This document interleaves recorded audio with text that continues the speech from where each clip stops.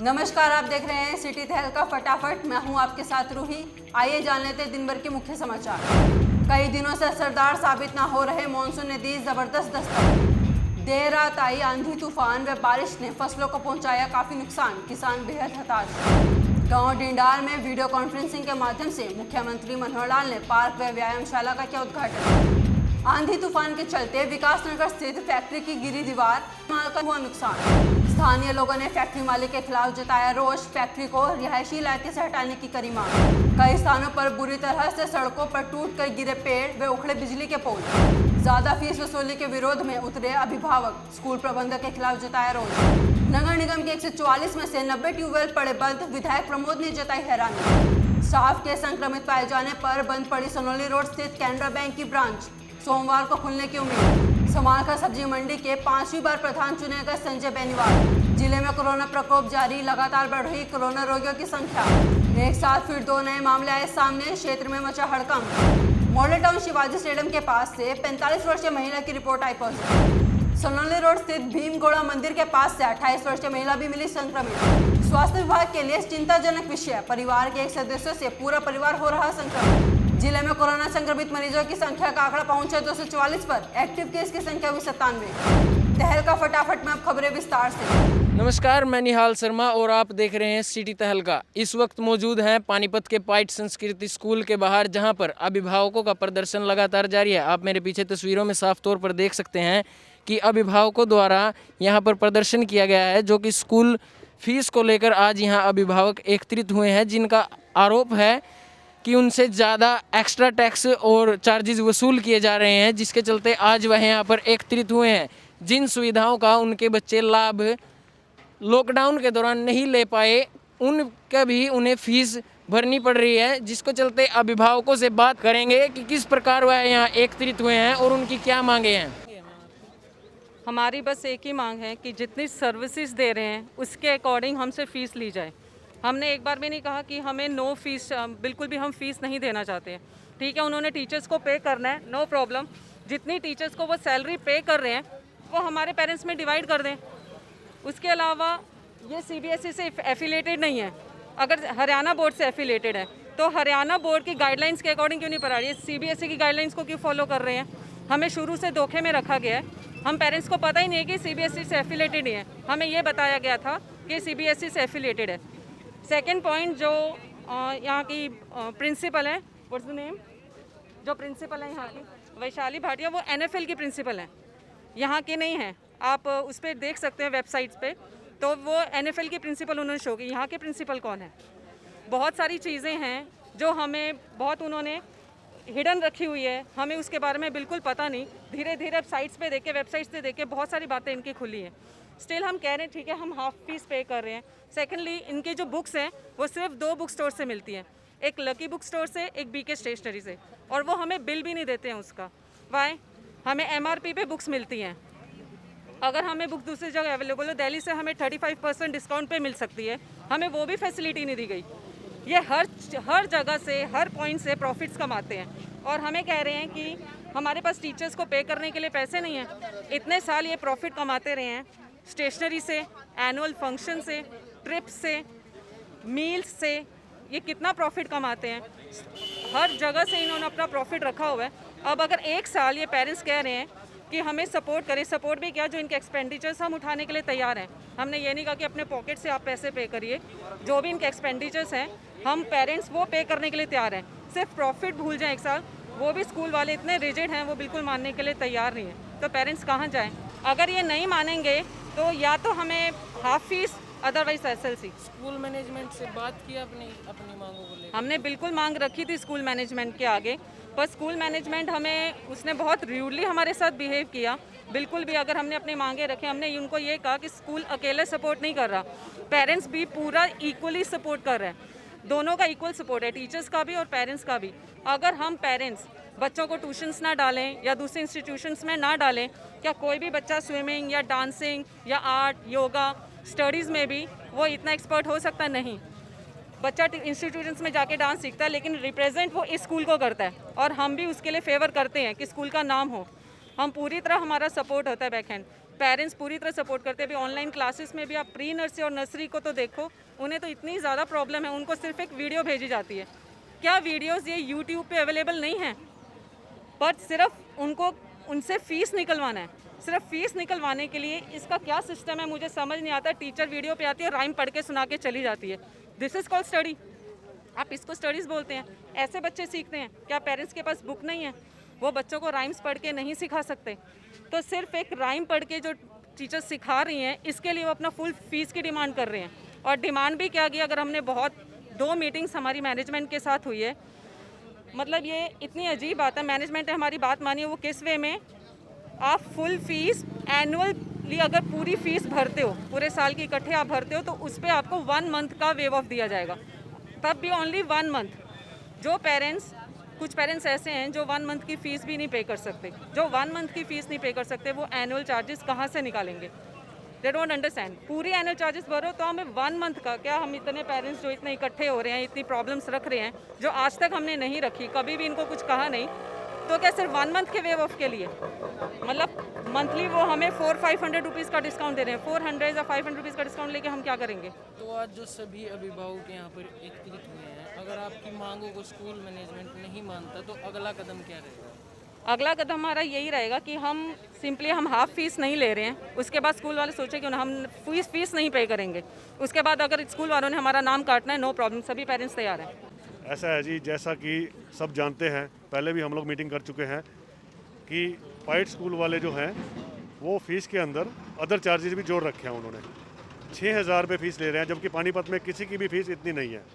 बाकी स्कूलों ने ट्यूशन फ़ीस अलग की हुई है, अदर चार्जेस अलग किए हुए हैं। हमारा मेन मुद्दा यही है, हमसे ट्यूशन फ़ी ले जाए और बाकी चार्जेस इसमें से हटा दिए जाए। मेन मुद्दा ये। मैनेजमेंट से बात हुई है आपकी इस बारे में? मैनेजमेंट से 2 बार बात हुई है। एक बार पहले बात हुई थी, उन्होंने कहा था सोच के बताएंगे। दूसरी बार बात हुई, उन्होंने कोई रिस्पॉन्स नहीं दिया और वो उठ के चले गए। इस वजह से हम लोग सारे इकट्ठे हुए हैं। आज हमने फॉर्म साइन करवाया है सबसे, उसमें या तो हमारी फ़ीस 50% कर दो या फिर SLC दे दो सबको। ये सब पेरेंट्स इसीलिए इकट्ठे हुए हैं। अगर आपकी मांगों को स्कूल मैनेजमेंट नहीं मानता तो अगला कदम क्या रहेगा? अगर मांगे नहीं मानी जाती तो हम आगे MP के पास जाएंगे, उसके बाद CM जी के पास जाएंगे। ऐसे ही आगे देखते हैं कहाँ तक जा सकते हैं, जहाँ तक हमारी पहुँच है वहाँ तक जाएंगे हम। तो यही है यहाँ पे सभी पेरेंट्स की कि काफ़ी टाइम से हम लोग इस चीज़ के लिए फ़ाइट कर रहे हैं कि जो ट्यूशन फ़ीस है उसको 50% कर दिया जाए। इससे बड़ी महामारी आज के टाइम तक हमने तो देखी नहीं अपने जीवन में। इस टाइम पे सबके बिजनेस जो हैं सभी लॉसेस में चल रहे हैं। तो यही रिक्वेस्ट है हम सब पेरेंट्स की। बाकी स्टेट्स में भी कितने स्कूल हैं जो आगे आए हैं, उन्होंने तो पूरी ट्यूशन फ़ीस जो है 3 महीने की माफ़ कर दिया है।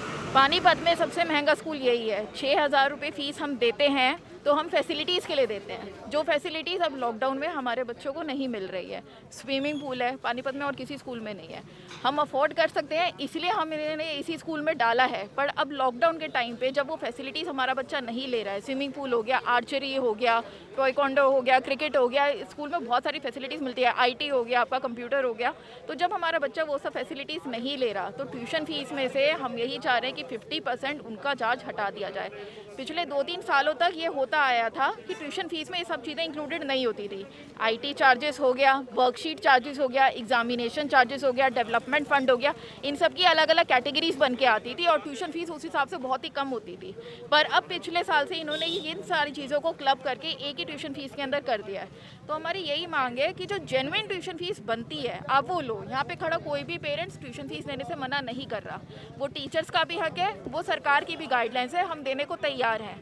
पर जो जायज़ है ट्यूशन फ़ीस उतना ही लिया जाए। जो फैसिलिटीज़ है, डेवलपमेंट फंड हो गया, IT हो गया, वर्कशीट हो गया, इन सब के चार्जेस माइनस कर दिए जाए।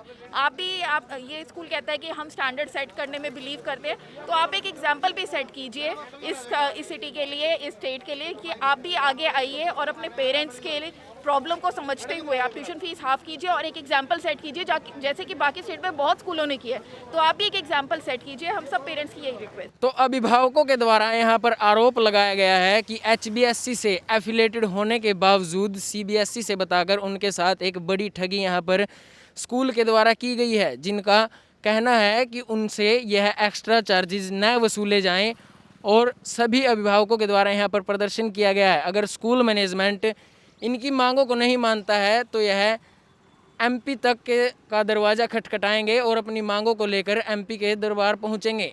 फिलहाल देखना यह दिलचस्प होगा कि स्कूल मैनेजमेंट कब तक इनकी मांगों को पूरी करता है या नहीं।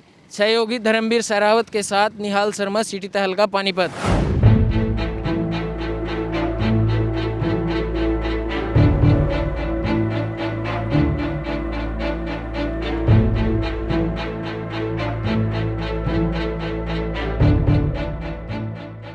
पिछले कई दिनों से पड़ रही भारी गर्मी के बीच जिस मॉनसून का लोगों को बेसब्री से इंतजार था, वो मॉनसून मौसम विभाग द्वारा बताए गए समय पर तो आया, लेकिन ये मॉनसून ऐसे कहर बनकर आएगा ये किसी ने नहीं सोचा था। जी हाँ, देर रात आई भयानक आंधी तूफान ने खूब तबाही मचाई, जिससे पानीपत के विकास नगर स्थित रिहायशी इलाके में चल रही फैक्ट्री की दीवार गिर गई, जो फैक्ट्री के साथ लगते मकानों पर गिरी। हालांकि दीवार गिरने से कोई जानी नुकसान तो नहीं हुआ, लेकिन लोगों के मकानों में भारी नुकसान जरूर हो गया। देर रात हुई इस तबाही से स्थानीय लोगों में रिहायशी इलाके में फैक्ट्री चला रहे फैक्ट्री संचालक के खिलाफ भारी रोष देखने को मिला। उन्होंने कहा कि फैक्ट्री मालिक द्वारा बिना किसी सहारे के लंबी ऊंची दीवार खड़े करने के बारे में कई बार चेताया गया था, लेकिन फैक्ट्री मालिक ने लोगों की एक नहीं सुनी। स्थानीय लोगों ने अपना रोष प्रकट करते हुए तुरंत प्रभाव से फैक्ट्री को रिहायशी इलाके से हटाने की मांग की है। यहाँ पे सर एक अवैध फैक्ट्री चला रहे हैं, ना किसी की वो परमिशन है ना कुछ है। यहाँ पे बदबू भी आती है, जनरेटर भी चलाते हैं, धुआं भी आता है। ये एक किस्म का डाई हाउस है, प्रिंटिंग प्रेस वगैरह काफ़ी है यहाँ पे, मतलब कि ना कोई परमिशन है ना कुछ है। अवैध बिल्डिंग बना रखी है और जनरेटर की दलक बनती है, ना रात को सोने देते ना दिन में। और दूसरा दीवार नीचे की जो नींव रखी गई है वो बिल्कुल पूरी बिल्डिंग की डैमेज हो चुकी है और ऊपर इतनी बड़ी बिल्डिंग खड़ी कर दी है। ये जो हादसा हुआ है ये इसी वजह से हुआ है। हमारी प्रशासन से यही उम्मीद है, इसको सील किया जाए और इसको यहाँ से हटाया जाए। उन्होंने कहा कि ये तो भगवान की कृपा हुई कि आंधी तूफान रात के समय आया, अगर दिन के समय आया होता तो जानी नुकसान भी हो सकता था। ब्यूरो रिपोर्ट, सिटी तहलका।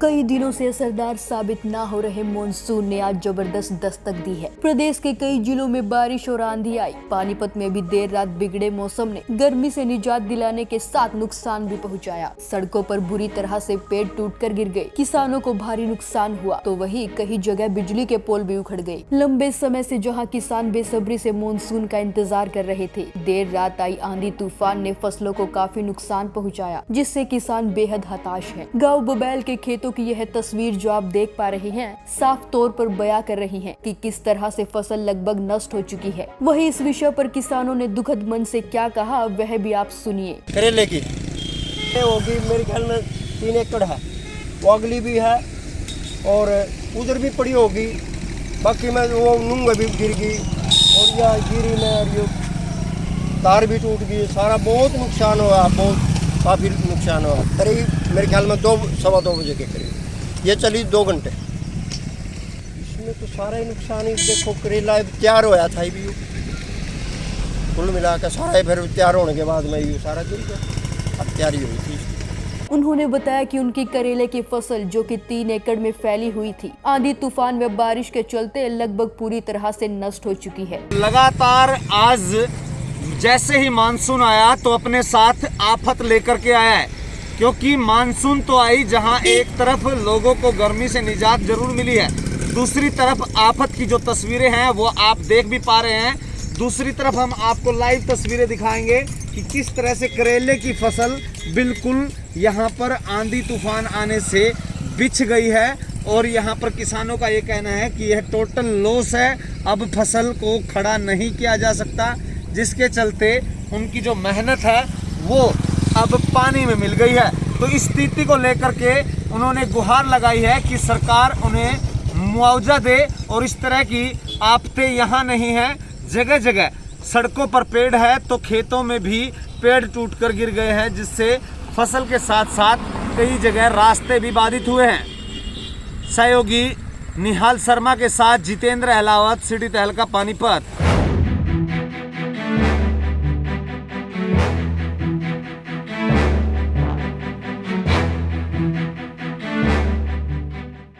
जिले में कोरोना का कहर लगातार बढ़ता जा रहा है। बाजारों व सड़कों पर लोग बिना सोशल डिस्टेंस का पालन किए घूम रहे हैं। इसी लापरवाही ने सामूहिक संक्रमण को बढ़ा दिया है। नतीजा यह है कि जुलाई माह की शुरुआत हुए केवल 4 दिन हुए हैं, जिसमें 38 नए केस सामने आ चुके हैं। बीते दिन कोरोना के एक साथ 19 नए मामले सामने आए, जिसमें सेक्टर 12 से 8 वर्षीय बच्चे समेत 6 मामले, तो वही मतलोडा से 5 केस सामने आए। इसके अलावा किशनपुरा निवासी 47 वर्षीय, सेक्टर 11 से 58 वर्षीय, न्यू सब्जी मंडी से 55 वर्षीय व संजय कॉलोनी का 33 वर्षीय पुरुष कोरोना संक्रमित पाए गए। वही एलडीको निवासी 18 वर्षीय युवती, न्यू रमेश नगर की 26 वर्षीय, गांधीनगर की 23 वर्षीय युवती व एसडी कॉलेज के पीछे रहने वाली 22 वर्षीय युवती की रिपोर्ट पॉजिटिव प्राप्त हुई। अगर जिले में कुल संक्रमित रोगियों की संख्या की बात की जाए तो आंकड़ा 242 पर पहुंच चुका है, जबकि एक्टिव केस की संख्या 95 हो चुकी है। वही दूसरी ओर स्वास्थ्य विभाग के लिए चिंताजनक बात यह है कि परिवार के एक सदस्य से पूरा परिवार संक्रमित हो रहा है। इसका उदाहरण मतलोडा का एक परिवार है, जिसके 5 सदस्य संक्रमित पाए गए। बाजारों में महामारी के चलते जिस तरह से लापरवाही बढ़ती जा रही है, उसका नतीजा जुलाई माह की शुरुआत के साथ देखने को मिल रहा है। इसलिए लोगों को सतर्क रहने की आवश्यकता है। ब्यूरो रिपोर्ट, सिटी तहलका। आज के बुलेटिन में बस इतना ही। अगले बुलेटिन में फिर मिलेंगे कुछ और नई खबरों के साथ। तब तक देखते रहिए सिटी तहलका, सच के साथ। नमस्कार।